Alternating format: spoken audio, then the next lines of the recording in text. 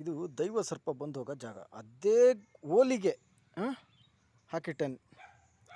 ಇದು ಮುಸ್ಲಿಮ್ಸ್ ಮುಂದೆ ಬಿಟ್ಬಿಟ್ಟು ಈ ರೀತಿ ಹಾಕ್ಸಿಟ್ಟಿರೋದು ಕಂಬ. ಇಲ್ಲೇ ಬಂದು ಹೋಗ್ತಾಯಿತ್ತು ಪಾಪ.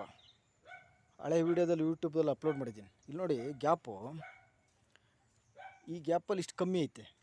ಇದೇ ಗ್ಯಾಪ್ ಕಮ್ಮಿ ಮಾಡಿದರೆ ಇಲ್ಲಿ ಇದು ಗ್ಯಾಪ್ ಕಮ್ಮಿ ಇದೆ. ಇಲ್ಲಿ ಕಂಬ ಬಂದಿದ್ದರೆ ಕರೆಕ್ಟಾಗಿ ಈ ಓಲು ತಪ್ಪೋಗ್ತಿತ್ತು. ಬಟ್ ಇದೇ ಓಲಿಗೆ ಫಿಕ್ಸ್ ಆಗಬೇಕು ಅಂತ ಹೇಳ್ಬಿಟ್ಟು ಈ ರೀತಿ ಮಾಡಾಕಿರೋದು. ಗೊತ್ತಾಯ್ತಲ್ಲ.